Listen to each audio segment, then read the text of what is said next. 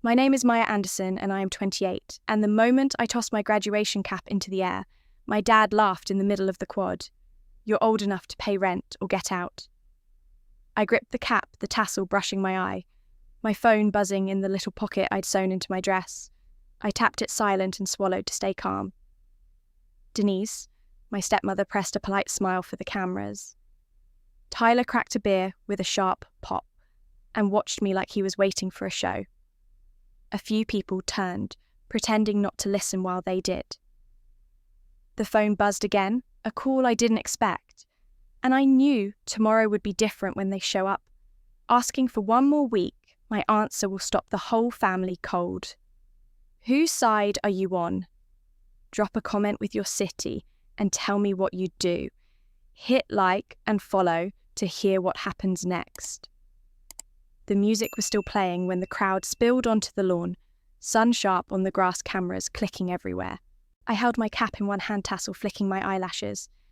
Harold stood in front of me like he owned the view hands on his hip striped tie too tight. Denise slid her sunglasses to her hair and gave me a small smile that wasn't kind. Tyler leaned on a folding chair and popped a beer. Then my father laughed loud enough for the families around us to look up. You're old enough to pay rent or get out. For a second, it felt like the sound system cut and his voice replaced the song. My phone buzzed in the small pocket I'd sewn into my dress. I didn't pull it out. I just pressed a thumb to the fabric to silence it. People stared in that quick, hungry way. Denise tilted toward me and whispered, "Don't be so sensitive," like she was offering help. Tyler smirked and took a drink, satisfied. I tasted the metal cap clip where I'd been biting it without thinking. Another short buzz against my hip. I kept my eyes on my father's face and did the math I'd been doing for years. My name on the electric, gas, water, internet, car insurance. Auto-pay from my account. Him taking half my paycheck since I turned 19, because that's what family does. I thought about the admin building across the quad, where I'd signed those forms because I had better credit. This was public on purpose. He wanted the neighbours who flew in to hear it. My cheeks burned, but I didn't give him a scene. I took a slow breath, smoothed the front of my gown, and made my voice flat. I hear you. The cameras kept clicking. Denise muttered kids. Tyler's can hissed. My phone buzzed one more time, quick and certain. I didn't look. I stepped back a pace, then another, until his shadow wasn't on my gown anymore. The question landed as clean as the sun on the stone path. Am I going to swallow this again, or cut the cord today? I walked away from the lawn and followed the narrow path behind the admin building. The speakers kept playing the march on loop. Families clapped for strangers and called names across the grass. I kept my phone tucked in the little pocket I'd sewn into my dress that morning. It buzzed once against my hip. I didn't look. I needed a minute where nobody was staring. There's a side door by the bursar's office that I know too well. I used to come here to sign forms no one else wanted to deal with. Address changes, payment authorizations, little boring things that end up deciding who has control. Standing in the shade of the brick wall, I took a breath and let my head clear. If I'm going to cut the cord, I have to be honest about how it got wrapped around me in the first place. The house on Maple Drive looks normal from the street. Small patch of lawn, 2 steps to the porch, a flag on holidays. Inside, there's a drawer near the fridge that swallows mail. That's where the bills live, half-opened, corners curled. Denise keeps a neat strip of masking tape on the refrigerator with the Wi-Fi password written in black marker. Under it, a stack of sticky notes with crossed-out versions from the last few months. Next to the TV, the router sits on a low shelf, lights blinking. Someone always kicks the cable loose when they vacuum.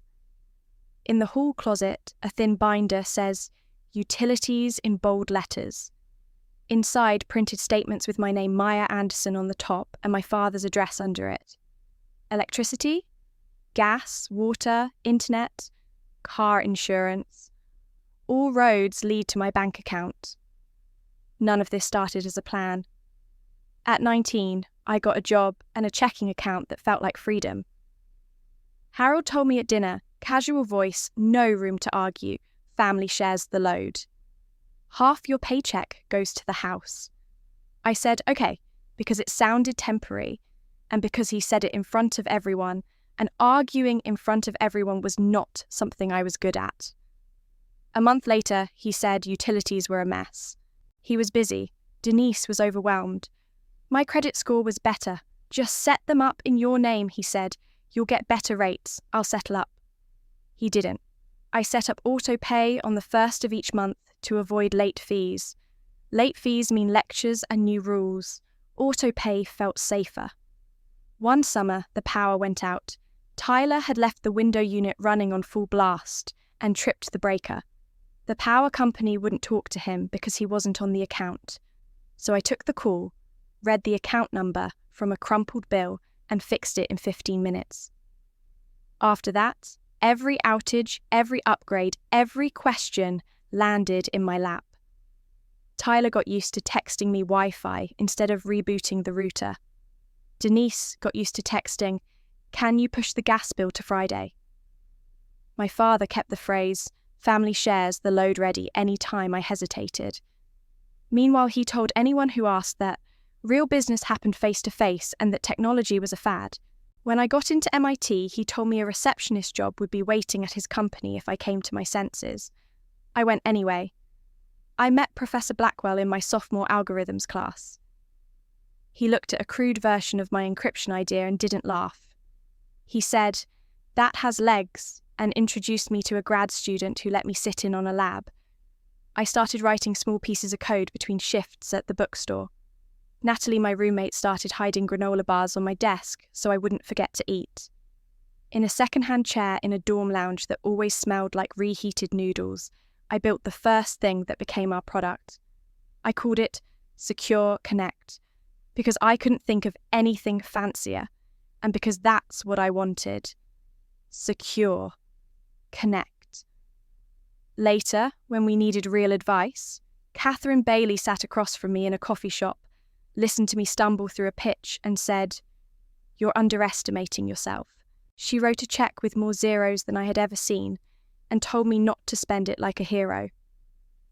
A year after that, we hired Jennifer, who asked for my burn rate, my cash runway, and my headcount plan in the first 5 minutes.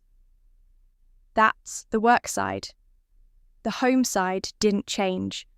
Harold still took half my paycheck because that's what we did. He still called me soft if I asked questions about timing or totals. He still told me to be practical when I said I was building something. Denise kept the house pretty and the comments vague. Tyler joked when bills weren't his. Last week, we had dinner at Maple Drive. Burgers, a salad. Denise didn't eat a cake that said "Congrats, grad" in blue icing. Harold raised a glass of store-brand soda and said, "After the ceremony, just stay at the house. No point wasting money on rent yet." Denise touched my arm. "You've got a knack for setting up the payments. Can we shift a couple to Friday payroll hit late?" Tyler tapped his phone and said, "Can we upgrade the internet mine lags?" He meant mine, literally. I looked at the router on the shelf and the masking tape on the fridge and thought about how quiet my own apartment would be if I had one. I kept my tone even. "I'm finishing a product release this week," I said. "I don't want to change anything right now." After dinner, while they watched TV, my father stood in the doorway and said, "And don't forget your half on Friday. Family shares the load." I nodded. I went back to my old bedroom where the bedspread hadn't changed since I was 14 and opened my laptop. I made a simple spreadsheet with 3 columns. What I pay. What they pay. What stops today. I filled in the first column in less than 5 minutes because I'd memorized the amounts. The second column was mostly blank. The third column was a dare to myself. I printed it and pinned it to the corkboard. The paper made a small sound when the pushpin went through. That's the kind of sound that doesn't impress anyone, but it made my chest feel steady. On the walk after the ceremony, that sheet was in my head. The path behind the admin building was quiet. A grounds crew cart rattled past loaded with folding chairs. My phone buzzed again against my hip. Short. Certain. I stayed with the present. I let the facts line up in the order they happened. 19 half my paycheck, 20 utilities in my name, 21 first outage I fix it. 22 Tyler borrows my car. We add him as a driver to my policy so his tickets don't bounce coverage. 23 Denise asks to push bills because the timing is off. 24 I start the company. 25 we add our first paying client. 26 Harold says, don't get cocky. 27 we hire a CFO because I don't want to guess anymore. 28 today. For years, my solution was to work harder and pay faster. It kept the peace, but it did not change the rule I paid. They decided. The result was I lived by other people's due dates. I watched their calendar like it was mine. When something broke, my phone rang. When nothing broke, it still rang with small favour. Call it what you want, it's a pattern.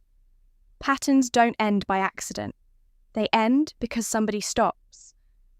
I thought about the little trick I used this morning, sewing a pocket into my dress, so the phone would sit exactly where I could feel it, but no one could see it. That's a habit from the last few years. Solve the small thing so the big thing doesn't swamp you. On my desk at home, I keep rolls of tape, a label maker, and a file box for company docs. On my fridge, I keep a one-line rule: fix the process, not the mess. At Maple Drive, there is no process, only mess, and whoever fixes it first. That is usually me. I leaned against the brick and pictured the kitchen drawer again. The binder with my name on bills. I didn't benefit from the sticky tape passwords, the half-watched game playing in the living room, while I handled the phone call in the hallway, so no one had to hear the hold music. I knew what staying the same would get me. Years more of that. I also knew that if I cut the cord, there would be noise. Harold doesn't like losing control of anything that looks like control. Denise doesn't like how it looks. Tyler doesn't like inconvenience. None of that is a reason to keep paying. My phone buzzed a third time. I didn't pick it up. I wasn't ignoring it out of spite. I was choosing the order. First, I tell myself the truth. Then, I act. The breeze shifted. I heard my name called by someone from freshman year across the quad. I lifted a hand and waved.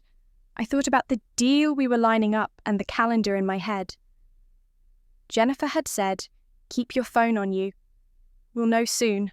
Catherine had said, make decisions like the person you're becoming, not the person they say you are. I lowered my hand and checked my breathing. In through the nose, out through the mouth.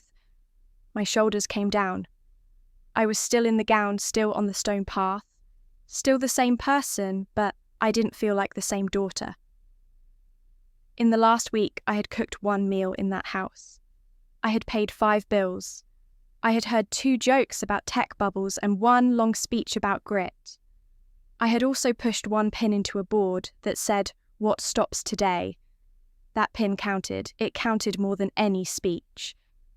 I straightened up, looked at the door to the admin building, and made a small plan. I would take photos with a couple of friends, so no one could say I hid. I would text my mother my schedule. I would go home to my place, not Maple Drive. I would open my laptop, open my bank accounts, and move the autopays off my cards. I would keep receipts. I would put everything in a folder named Boundaries, and I would not announce any of it in a group chat. I would act, not perform. The phone buzzed one more time, short like a nudge. I put my hand over the pocket, felt the outline, and let it go. I'll look when I'm alone. If this is the call I think it is tomorrow doesn't look the same. I stepped into the shade by the Bursa door and finally checked my phone. The first buzz was the family group, a photo Denise took of me on the lawn with Smile Big, Day Tyler's sticker laughing with adulting right, and my father, remember Friday, family shares the load. I muted the thread for a year and didn't reply. The second buzz was a missed call and a text from Jennifer pricing window in 10. "Can you talk?" I hit call. She picked up on the first ring. "Underwriters are positive," she said. "Preliminary range set. We may announce as early as tomorrow if legal clears. Keep your phone on. Olivia will prep media. Stay steady today." "I'm good," I said. "I'll keep my side clean." "Decide like the CEO you are," she said, and hung up to jump on another line. I opened the note I'd named Boundaries and made a clear list. Electric, gas, water, internet, car insurance. I added account numbers and due dates from memory.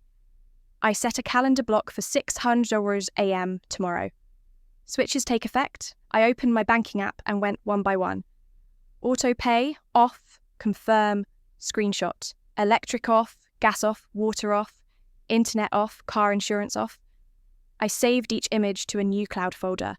Boundaries, utilities. Then I drafted a simple email template. Subject change of responsibility. Account. Monsieur a Juras. Effective date. Please transfer billing and primary contact to Harold Anderson at address. See attached recent statement. I filled it for each provider, attached the last bill from my downloads, and sent. No posts. No announcements. I texted Catherine Greenlit. "I'm cleaning my side." She replied a minute later, "Good. Protect your bandwidth. Don't argue with anyone today, won't?" I wrote back. I sent Natalie a quick note. "Photos in 5, then I'm out. Dinner this weekend." She sent a thumbs up and a heart. A message popped up from Olivia, our PR lead. "If we go public tomorrow, we'll want a short CEO note. Keep it, values first. No personal drama." Got it, I wrote and opened a blank doc CEO note. Draft. 3 bullets. Security that works for people. Control belongs to users. Independence is a feature, not a luxury. Denise messaged me privately while I typed, "Sweetie, can you leave the internet on until the weekend? We might have guests." I didn't answer. I added a task, ISP transfer responsibility. Schedule tech if needed, and set a reminder for 9:00 a.m. tomorrow. My father's name flashed on the screen for an incoming call. I let it ring out. No voicemail. I wrote a small rule at the top of my boundaries note, communicate by email only. I checked my list again, to be sure I hadn't missed anything. Utilities, toggled off emails, sent calendar, set screenshots, saved. I opened the spreadsheet from last night. What I pay, what they pay, see what stops today, and ticked each line. The third column started to fill. It felt like air coming back into a room. I looked at the time. I had 10 minutes before I promised photos with friends. I used 5 of them to request copies of full account histories from each provider and save the confirmations. Then, I wrote a short neutral email to myself with the subject Boundary Log 001 and pasted the actions I'd taken time-stamped. I forwarded it to my personal archive. If anyone challenged dates later, I had a record. Jennifer texted again, docs moving. "Rest today if you can." "Copy," I replied. I closed the banking app and the mail locked my phone and slid it back into the pocket I'd sewn this morning. I checked my breathing. Calm. On purpose. I walked back toward the lawn and found Natalie by the fountain. We took 2 photos, nothing posed, nothing fake. I hugged 2 classmates, waved at a professor, and kept the conversation light. No one knew I had just moved a stack of levers. That was the point. When the group broke up, I headed for the exit gate that leads to the street.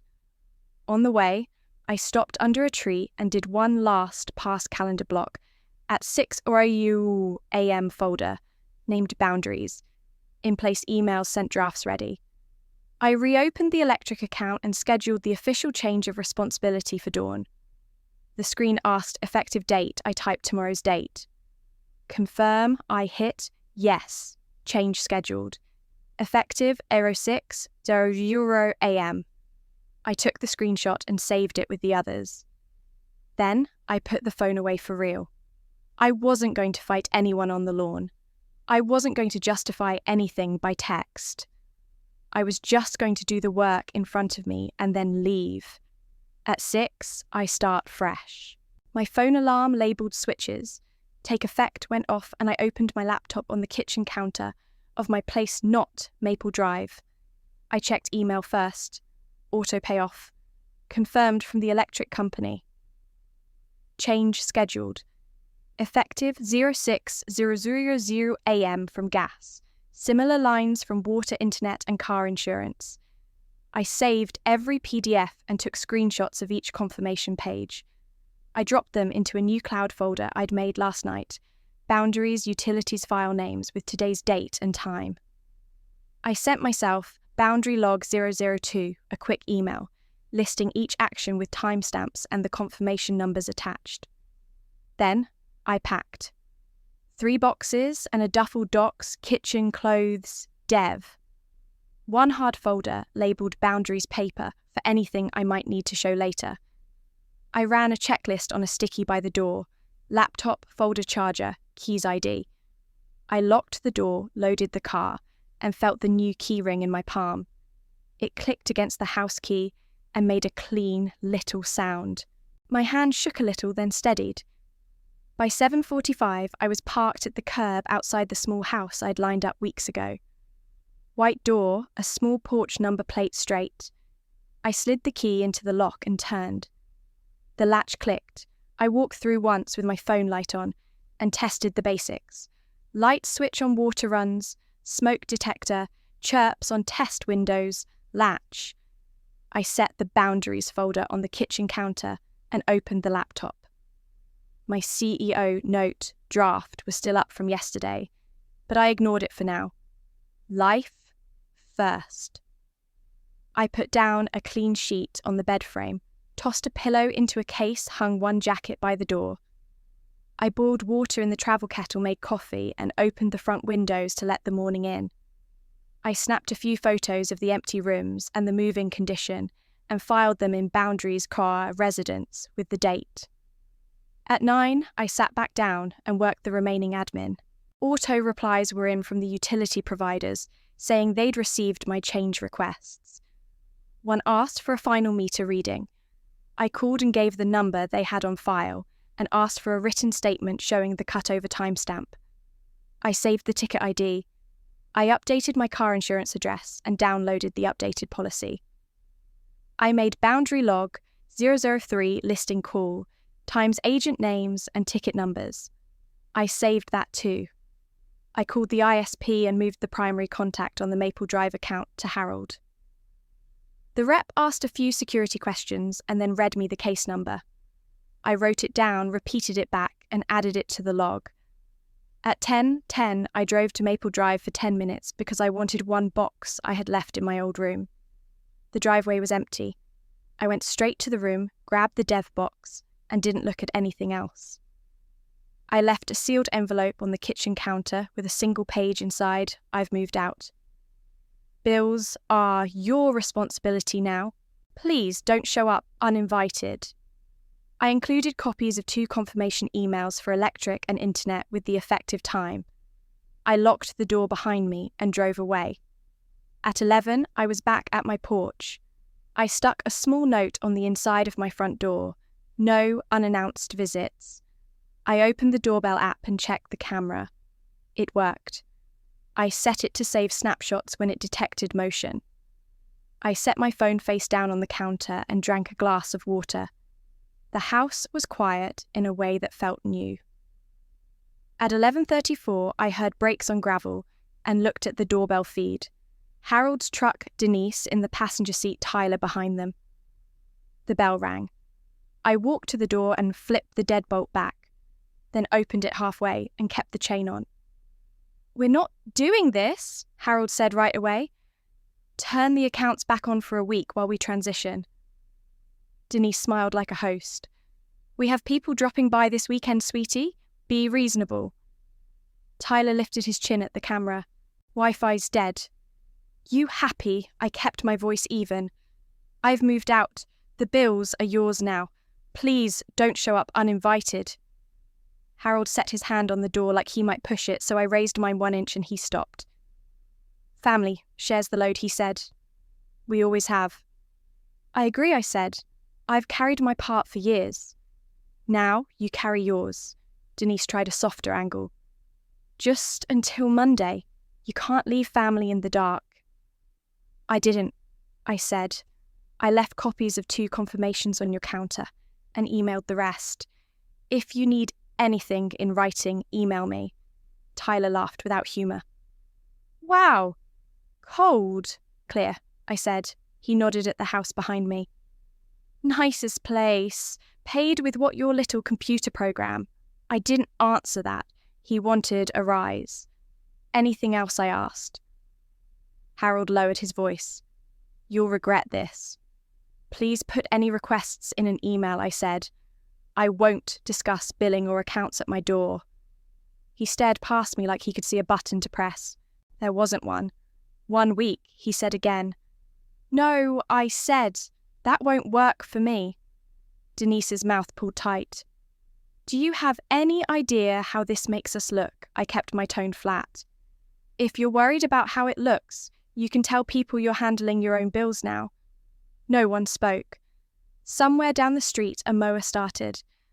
I felt my hand on the inside edge of the door, steady. Email, I repeated and closed the door gently. I turned the deadbolt, checked the chain, and stood there for a few seconds to be sure my breathing was normal. My phone buzzed with a cluster of new messages. I didn't open them. I tapped the doorbell app and saved the snapshot of the 3 of them on my porch to Boundaries Encounters and titled it with the date and time. I opened a new email to myself, boundary log 054. I wrote 3 lines. 11:36 a.m. Harold asked for 1 week. I declined. 11:38 repeated email only. 11:39 door closed with no incident. I attached the photo and sent it. Then I set a mail filter that would let only messages with billing account transfer or responsibility hit my main inbox.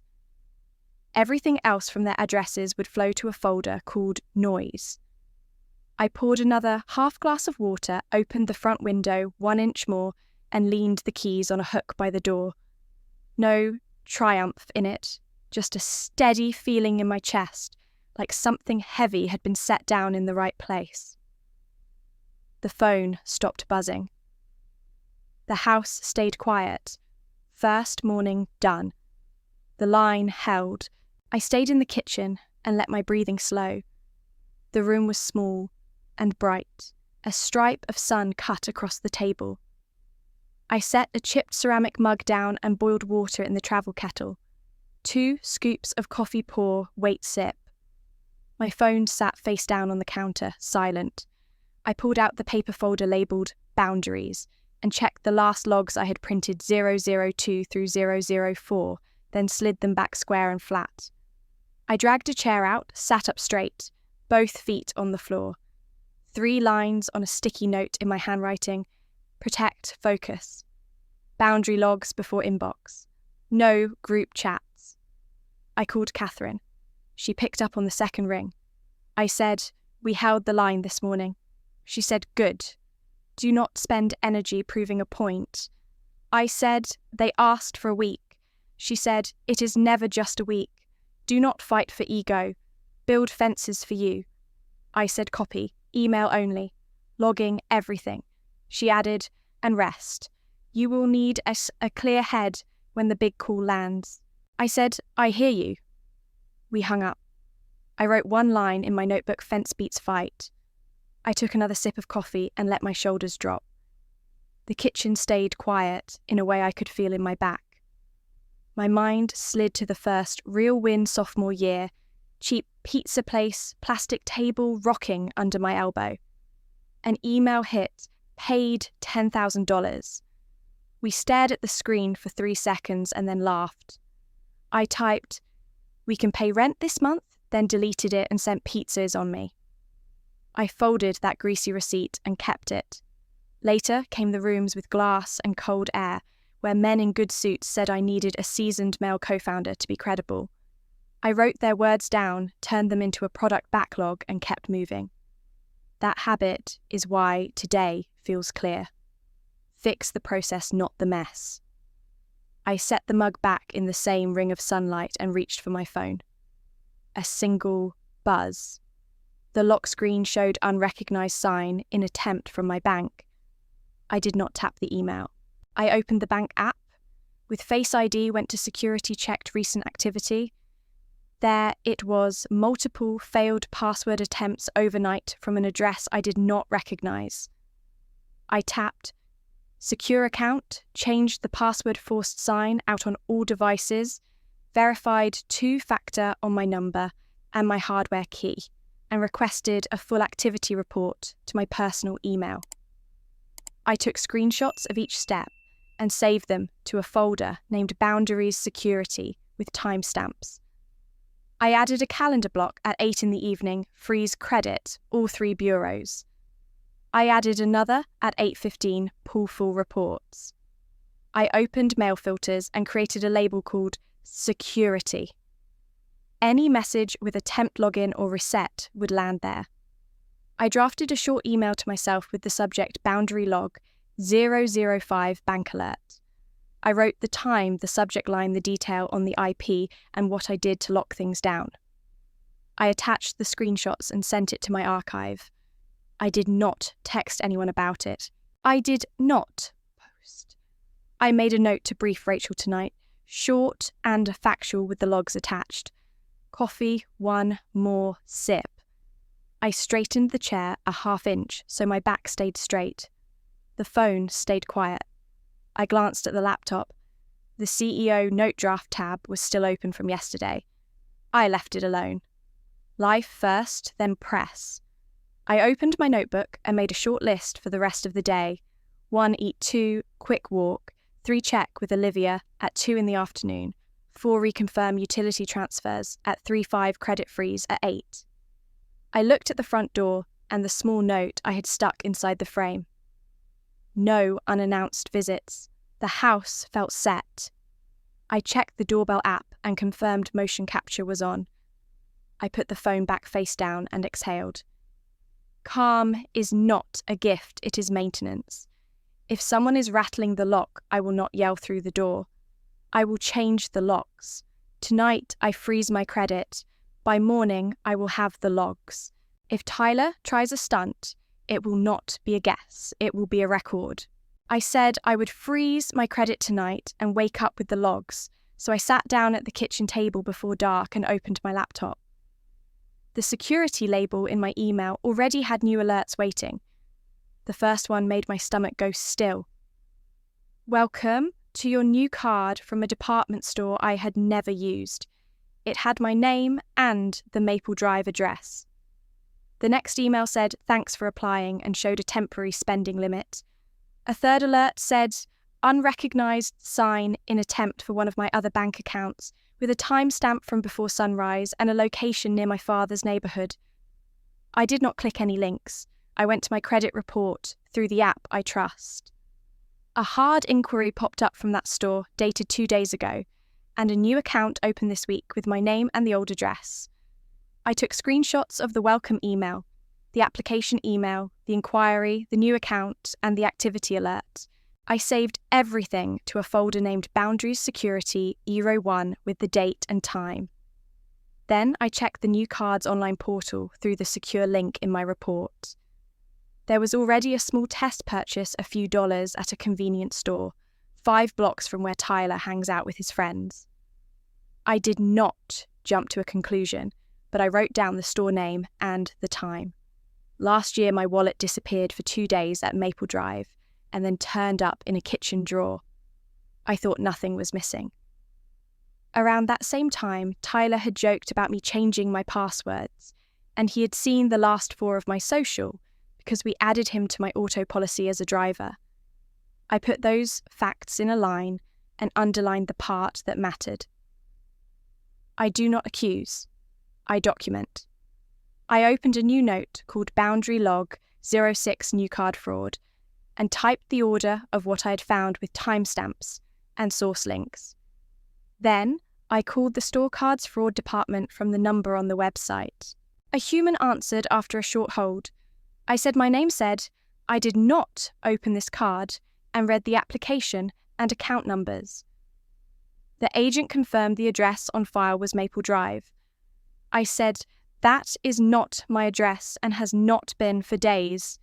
He closed the account, marked it fraudulent, disabled any physical card, and gave me a case number. He said a formal affidavit would arrive by email and a letter would go to my new address. I asked him to note the small test purchase and to preserve logs. I wrote down his name and the time and the case number in my log. I hung up and called Rachel Stein, my ID theft attorney. I kept it short and clean. I told her what I had found, that I had already shut down the card, and that I had screenshots and a case number.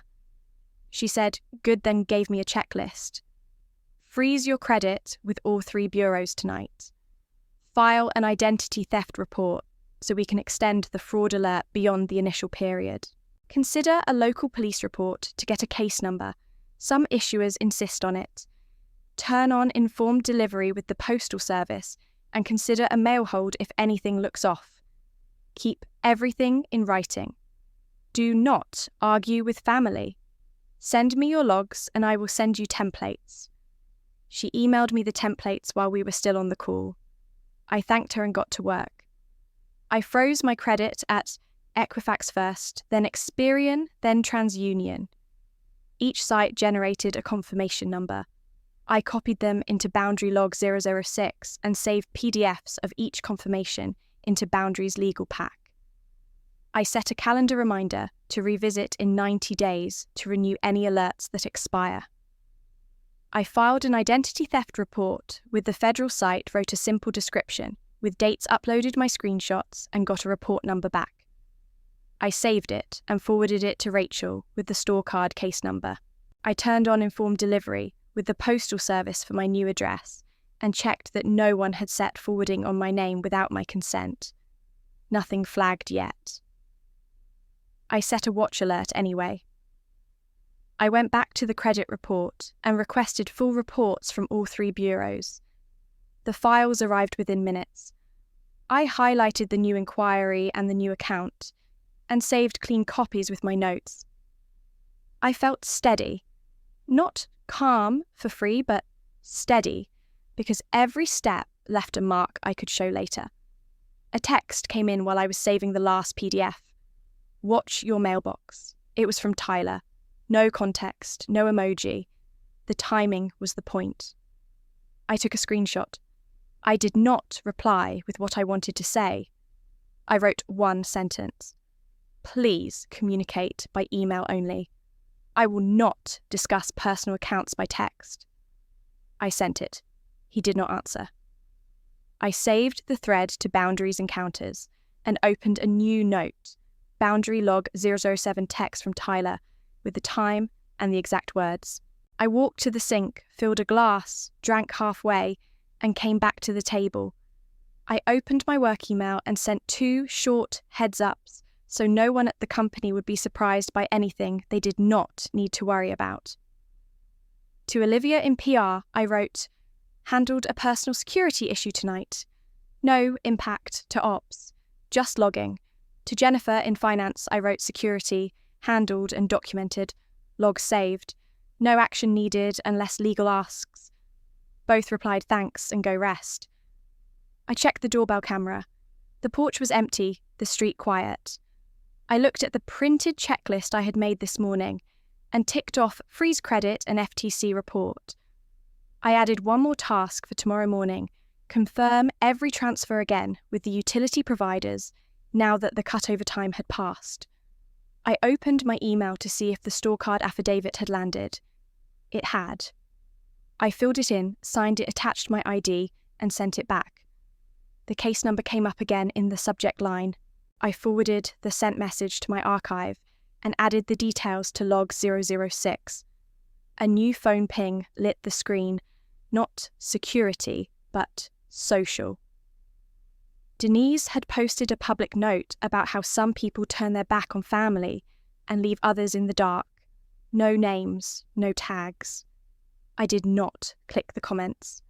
I took a screenshot and put it in a folder named Boundaries Social with today's date. I added a one-line note for myself. Capture if escalates, Do not engage. I closed the social app and turned my phone face down again. I checked the time. It was late enough that the credit freezes would be live everywhere by now. I logged back into the store card portal one more time to make sure it stayed closed. It was. I logged into my bank and saw the full activity report had posted to my inbox. I saved it and added the file to Security 01. I wrote one final line in my notebook. Treat this like theft, not a misunderstanding. Then I closed the book. I washed my mug, hung the towel, and checked the lock on the front door. The house stayed quiet. I was not waiting for anyone to do the right thing. I had already done what I needed to do. Tomorrow, I will reconfirm every transfer and every change with the providers step by step. They can post. I will keep receipts.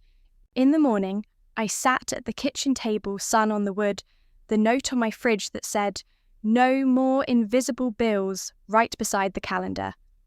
I opened a fresh page in my notebook and wrote, "Boundary log 008, morning reconfirm." At 8, I started calling providers in a steady order. Electric, first. I read my account number, asked if the change of responsibility was live, and requested a PDF statement that showed the exact cutover time. The agent confirmed it gave me a ticket number and emailed the file. I saved it to a folder named Boundaries Utilities Confirmations and wrote the time, the agent's name, and the ticket in the log. I called water and gas next. They confirmed the final reads and the date the account changed hands. When they asked for photos, I sent the last meter numbers they had on file and asked for written confirmation. I saved those too. I called the internet provider and checked that the primary contact now showed Harold and that any service appointments would be scheduled with him at the Maple Drive address. The rep read back the name and address and sent me a confirmation email. I added it to the folder. I updated my auto policy printout from yesterday and confirmed my new address. By 9:30, I had a neat stack of digital receipts. Right then, my phone lit with a social alert. Denise had posted. It was public. It said, "Some people turn their backs on family after all we have done for them." No names. A soft photo of a porch rail. The comments were the usual "stay strong" and "kids these days." I did not touch it. I took screenshots of the post and a handful of comments and saved them in a folder named Boundaries Social with today's date. I opened a new line in my notebook and wrote Boundary log 009, Denise post, then copied the time and the text of the post. I closed the app and returned to my list. I added new filters in email so only messages with the words billing, account transfer, or responsibility would hit my main inbox. Everything else from their addresses went to a folder called Noise. I opened the Postal Service app and checked that no one had filed a change of address on my name. Nothing yet. I turned on daily image previews for mail so I could see what was coming.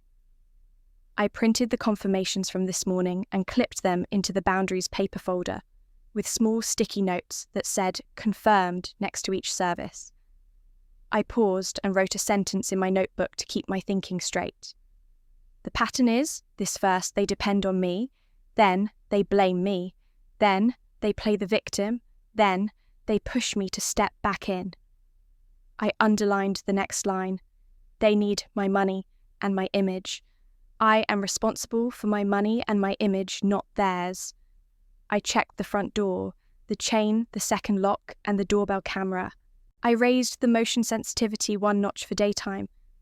I taped a small reminder inside the door at eye level. Email only. No doorstep talks.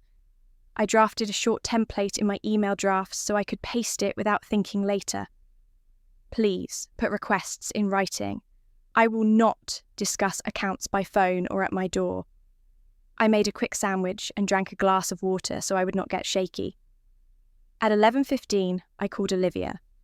She said there was no media today and that if tomorrow turned into an announcement, they would want a short CEO note focused on values with no family content.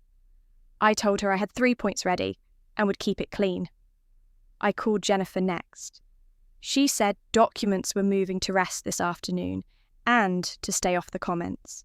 I said I would. At 11:45, my phone buzzed with a call from Mr. Alvarez, my old neighbour. He sounded careful, like he did not want to gossip.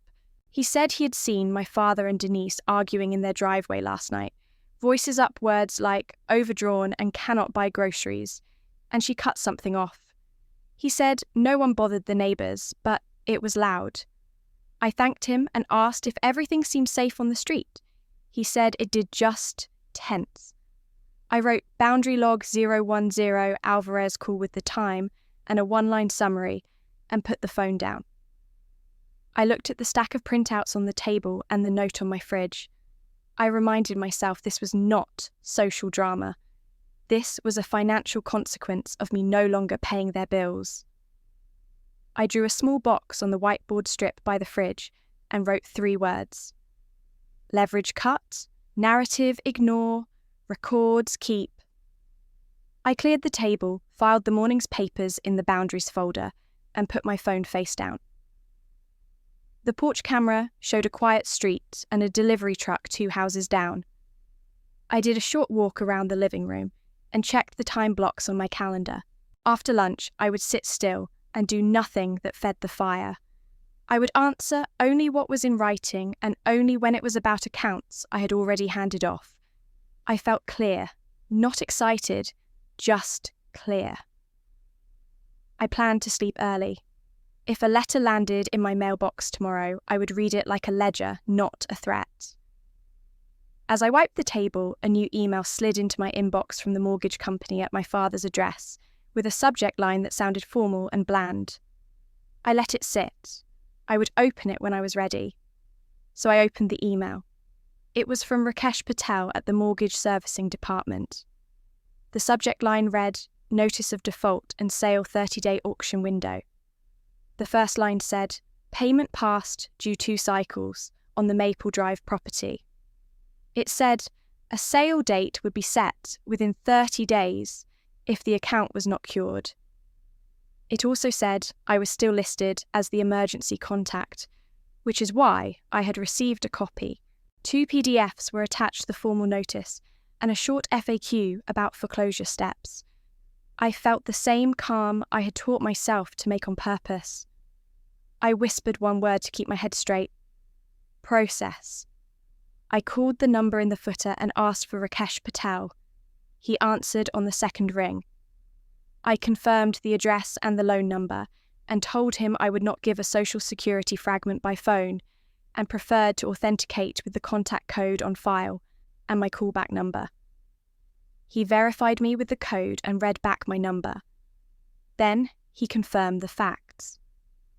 2 payments missed, late fees added, a cure amount due before the sale clock ran out. He confirmed that the borrower on the account was Harold Anderson, the property was Maple Drive, and I was only listed as an old emergency contact. I asked for 3 things. First, send written confirmation that I do not live at that address and am not a borrower on the account.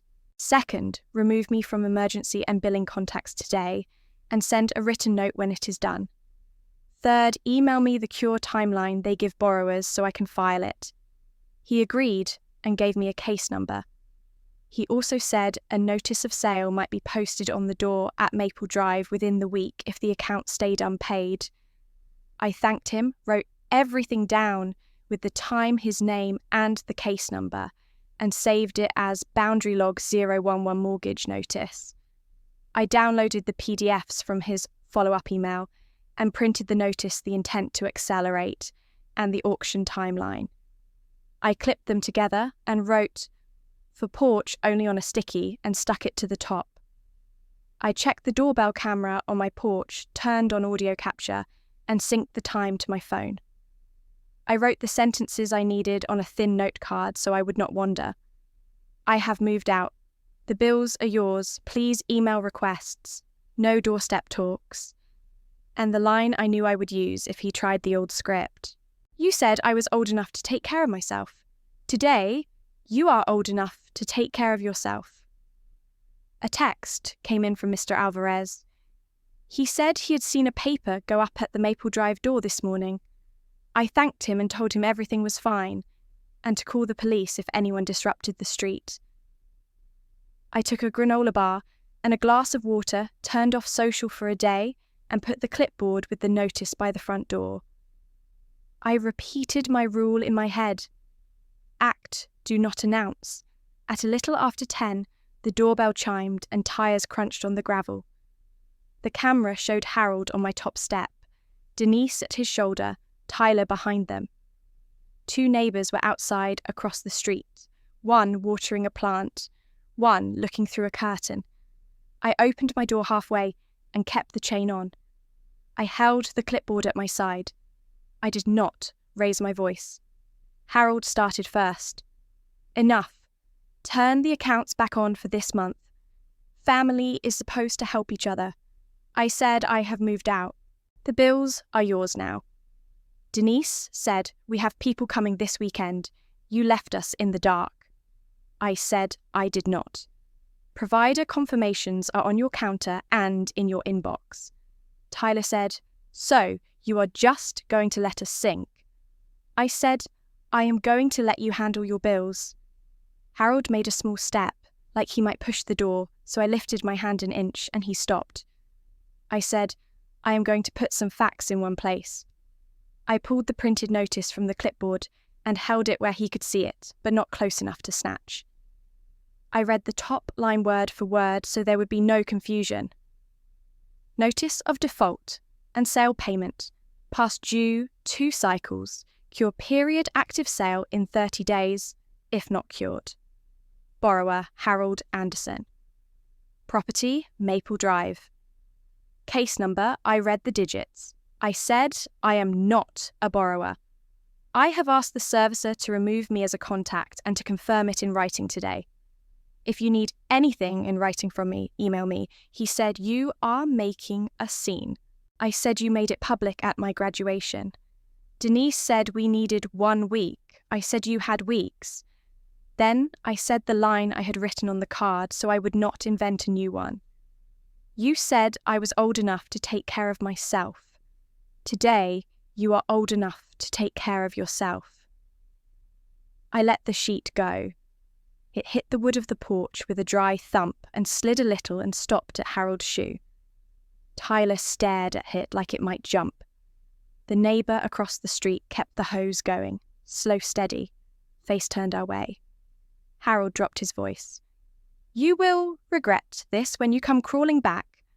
I said I am not coming back. If you need anything in writing, email me. Tyler tried for the angle he liked. Your little company will not save you when the bubble pops. I said this is not about my company. This is about your mortgage. Denise glanced toward the sidewalk. People were watching, she said. I said then, let them see you handle your bills. No one spoke. Somewhere down the block a truck lifted a dumpster, and metal rattled. I kept my hand on the inside edge of the door because it kept me still. I said, please do not show up uninvited again. Email only. Then I closed the door gently and set the chain and the deadbolt. I stood there and counted 2 breaths to check they were normal, not fast. I carried the clipboard back to the table, opened the doorbell app, saved the clip, and captured a still that showed the 3 of them on the step with the paper at Harold's foot. I saved both to a folder named Boundaries Encounters and titled them with the time and date.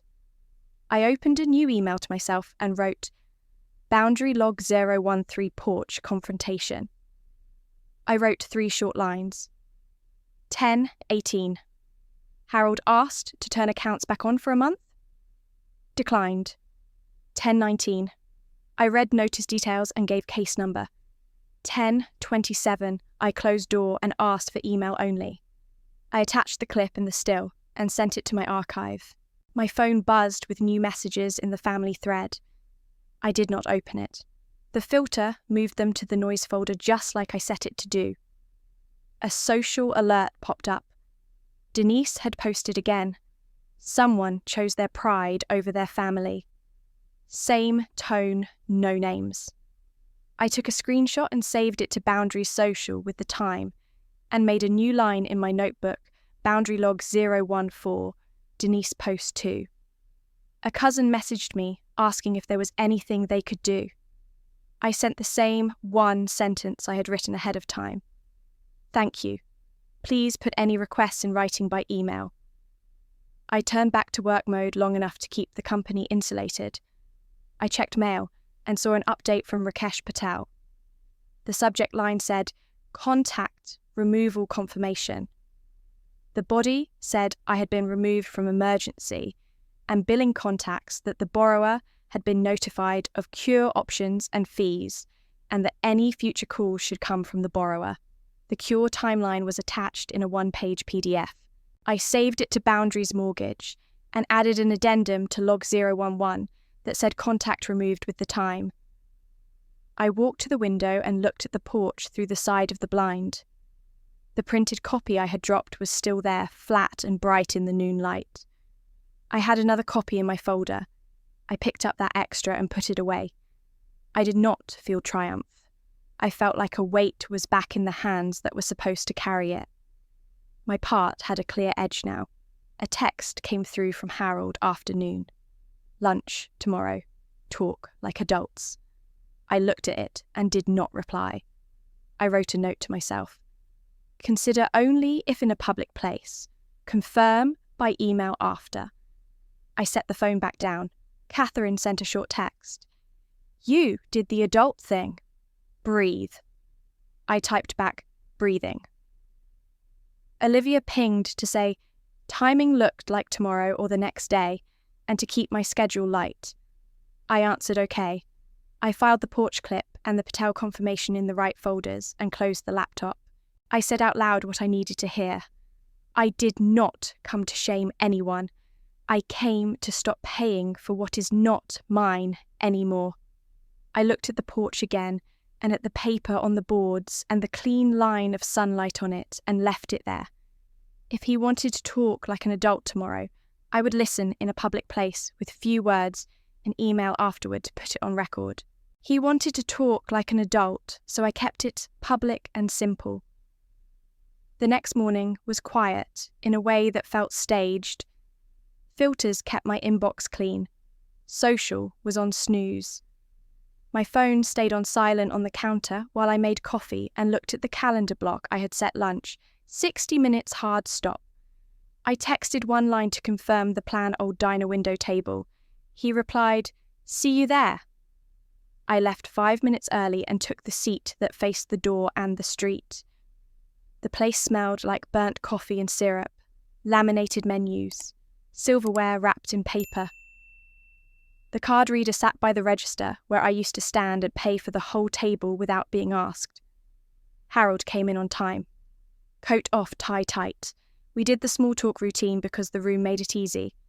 Weather, parking, the weekend rush. When the server asked if the check was together or separate, I said, "Separate please," and handed back one menu. Harold glanced at the server, then at me like I had missed a cue. I kept my shoulders loose and let the quiet sit. We ordered quickly. I asked for water and a salad. He asked for coffee and the special. When the server walked away, he leaned in with the tone he used when he wanted a favour to sound like common sense. "Here is what would help the family this month," he said. "Stand the utilities back up in your name for 2 weeks. Just 2. We have people coming this weekend and the timing with the bank is not ideal. You are the most flexible. Family is supposed to help each other." I let him finish. I took a sip of water and kept my eyes level.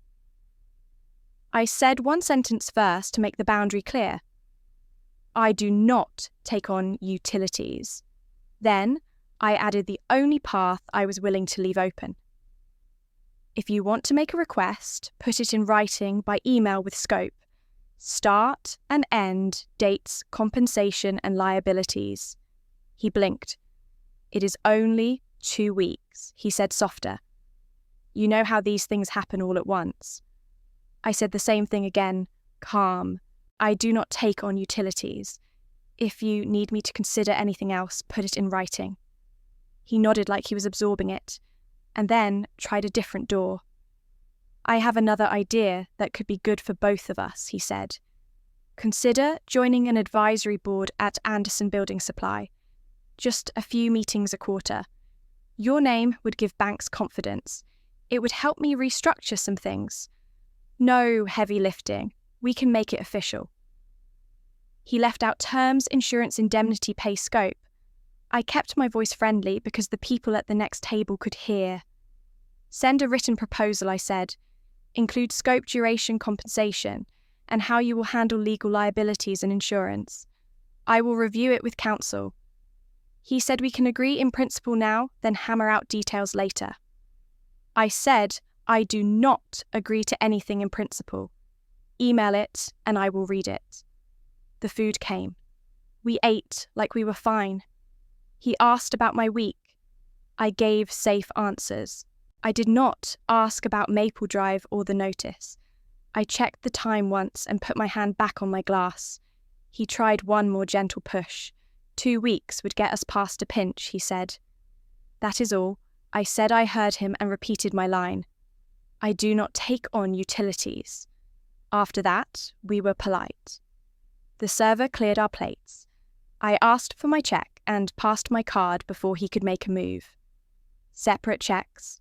I reminded the server with a small smile. I signed, asked for a paper copy, and took a quick photo of the receipt with the time at the bottom. I stood. I have a hard stop, I said. Thank you for lunch. Outside, I stood in the shade by the window and wrote Boundary Log 015 lunch with Harold. I noted the time we sat down and stood up the 2 requests he made and my responses. Email only, no utilities, proposal through counsel. I attached the photo of the receipt to the entry and saved it to my folder. The air felt light the way it does when you leave a room you used to pay for without being asked. I walked toward the car and my phone buzzed twice in quick order. Jennifer. First, then Rachel. I glanced at the screen. Jennifer's voicemail preview said, timing likely locked, be ready for a public note. Rachel said, affidavit received next steps on the extended fraud alert call when you were at your desk. I did not call back from the parking lot. I took a screenshot of the call log, put the phone face down on the passenger seat and drove home. Lunch was polite, not honest. I asked for email, not promises. 2 voicemails waited. The calm was only on the surface. The calm was only on the surface. I sat at my kitchen table with the laptop open to my CEO note draft and tuned the 3 lines I had settled on. Security that works for people, control belongs to users. Independence is a feature, not a luxury. I saved a new copy and checked the calendar block Olivia had set for the afternoon. Then the phone lit up twice in a row. I answered Jennifer first. Locked, she said. Press release at 2:15. Exchanges notified. Be camera ready by 2:45. Olivia will route media. Keep answers tight. No personal topics. Olivia jumped on the line. Live stream at 3, she said. Lower thirds are set. 10-second delay. Anita Gupta from Business Now wants a 1-to-1 at 3:40. I said got it values first, no family, and hung up. The second call was Rakesh Patel. Courtesy update, he said, since you asked us to change contacts. The notice of sale was issued this morning to Harold Anderson for Maple Drive. 30-day auction window starts now. We emailed and mailed the packet. I said, thank you, confirmed again that I was removed from all contacts, and asked him to send the formal PDF and current cure amount so I could file them. He sent both while we were on the line. I saved the files to Boundaries Mortgage and opened a new note, Boundary Log 016, Sale Notice Final. I wrote the time, case number, cure amount, and next steps and attached the PDFs. Minutes later, an email from Harold hit my inbox before the filter could catch it. Call me now. We need help. Transfer utilities back and cover the mortgage this month. I will repay. 2 calls followed straight to voicemail. I did not pick up. I replied with one sentence. Please send any requests in writing with amounts, dates, and repayment terms. I do not take on utilities or mortgages. He wrote back, meet me now, 10 minutes urgent. I proposed a public place with cameras, the lobby cafe in the building where the live stream would run. 10 minutes, 11:30 to 11:40, and I would follow by email. He agreed. I put the Patel notice in my folder and drove. The lobby cafe was bright and full of people crossing between elevators and the press area. Olivia waved from a table near the media corner and held up a hand to show she had me on her radar. I nodded. I sat at a two-top by a planter where I could see the room and placed the folder on the table. Harold arrived tight-lipped and went straight to the point. They sent a sale notice, he said. Do something for this month. Save the house first. I opened the folder and slid the printed notice of sale to the centre of the table so it sat between us. I kept my voice level. At graduation, you laughed and said I was old enough to handle myself. Today, you are old enough to handle your share. His face changed colour. Family is supposed to help each other, he said. I said, family is each person paying their part. I have paid mine for years. He glanced around the lobby like the space itself might put pressure on me. 2 weeks? I said no. Put anything else in writing. He said, you will regret this. I looked at my watch. I have a hard stop at 11:40. If you need anything in writing from me, email me. He picked up the paper, looked at the cure amount, and swallowed. He said he would call me later. I said email only and stood. As he walked away, Anita Gupta passed with her crew on the way to the press corner and glanced across our table without slowing. I carried the folder to Olivia. She clipped a lav mic to my collar and checked the feed. Jennifer joined long enough to say, press is at 2:15, and to keep my water bottle nearby. At 2:15, the release hit.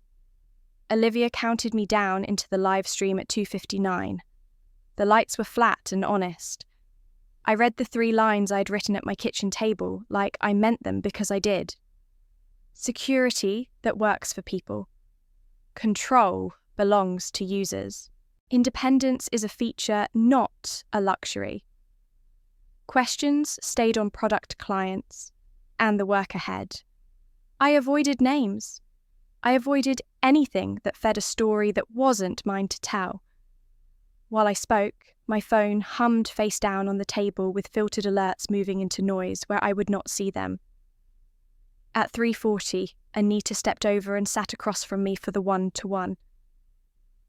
What makes your technology different? She asked. We make strong security, simple enough that a normal person can use it without a manual, I said. We put control back in people's hands. What does control mean to you? She asked. It means you know where your data and your bills and your access live, and you can turn them on and off yourself. Good technology doesn't make you a debtor to someone else's settings. Her cameraman adjusted focus, and I saw over his shoulder through the glass. Harold crossed the lobby with the sale notice folded in his hand. He did not look our way. Olivia wrapped the segment at 3:55. We shook hands, and I walked back to a small conference room to send the follow-up I had promised. Subject recap. Lobby, 11:30, 11:40. In the body, I wrote the time and place. We spoke that I declined to take on utilities or mortgage, that any proposal must be written with terms, and that further communication should be by email. I attached a scan of the first page of the notice of sale with the case number and wrote that all mortgage communications should go through the borrower listed on the notice. I CC'd myself at my archive address and saved the sent message to Boundaries Encounters as Boundary Log 018 Lobby Recap. Denise posted again while I typed. Someone chose glitter over family, she wrote.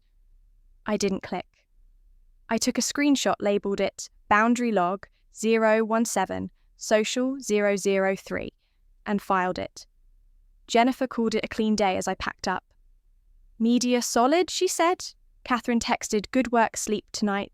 Same rules, no comment on family." Patel sent a short system update that said, "Attempted contact with borrower logged auction clock running." I saved that too. I sat for a minute with my hands flat on the table and let the room settle. I was not interested in revenge. What I wanted was a clean handoff of responsibility to the people who owned it. He made my struggle public at graduation. Today, I made my boundary public without saying his name. I closed the laptop, put the folder in my bag, and walked out into the late light.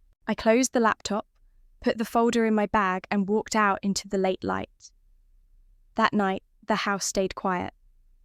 I washed the chipped mug, set it upside down on the rack, and opened the Boundaries security folder to make sure everything I had set in motion was live. The credit freezes showed active at all 3 bureaus, with confirmation numbers. The fraud alert tied to my report number was visible. I added a line to my log and moved on. On social, Denise had quietly taken down 2 public posts. I did not cheer. I took screenshots of the blank message that now read, "This content is not available," stamped the time, and saved them under social removed. Boundary log 19. Social removed noted the old links and the hour they disappeared. A minute later, Rachel sent a litigation hold to Tyler, and Harold copied to me. It said to preserve any records related to card applications and logins, not to delete or destroy anything, and to route all questions through counsel. Tyler went silent after that. I filed the letter in legal pack and wrote Boundary log 20 litigation hold sent. I hardened the rest of my accounts. I ran a password manager audit, changed the last few weak passwords, added passkeys where it was supported, logged out of all devices, confirmed disk encryption was on for my laptop and my phone, and checked Find My. I turned on physical security key 2-factor for my cloud storage and email. I set a rule that auto-archived any family message that did not have the words billing account transfer or responsibility. I confirmed informed delivery was active with the postal service and added a hold mail option for the week I might be on the road. I wrote Boundary log 21 security hardening and listed the steps with times and confirmation numbers. Work held its line without me narrating every move. Naomi and Ethan ran a short war room sheet for the day after the announcement tracking uptime and error rates and the on-call roster. They posted a simple goal, no rollback, 0sev1, and hit it. Olivia pushed a clean press FAQ to reporters and kept the message to product customers and vision. The one-line quote she circulated from me was the same one I had said on camera security, that works for people. I joined the morning stand-up for 5 minutes, handed decisions to Naomi and Ethan, for the next day set my status to focus mode email only, and watched only the media brief channel Olivia ran. On the family side, I did not call text or show up. I just watched the system updates arrive. Mr. Alvarez sent a short note that a truck had been at Maple Drive early, and then left, and that no one was causing trouble on the street. Patel's system email showed attempted contact with the borrower and cure amounts edging up with fees. A utility bill reflected a late fee and a future cut date if the balance stayed unpaid. The internet provider set a technician appointment that required Harold to be present as the primary contact. I saved each update into mortgage and utilities confirmations and kept my hands off everything else. Olivia sent me the full cut of the Anita interview and a transcript, and I created a media folder to hold it along with the press release and the live stream file. Boundary log 22. Media Archive noted the time those assets went live and the first view count Olivia shared. Then I sat at the table and did a quick tally that was more about clarity than feeling. I gained control of my accounts and hours and no longer had late-night emergency calls about someone else's bills. My team gained confidence that I could draw a line and keep it. The legal and security pieces were in place if anyone tried to use my name again. I lost the image of being agreeable in a few relatives' eyes and a couple of surface-level ties that only worked when I paid. The math was simple. Each person's bill, each person's life. To lock it, I wrote one last clear note to the people who needed it. Subject, communication, and visits policy.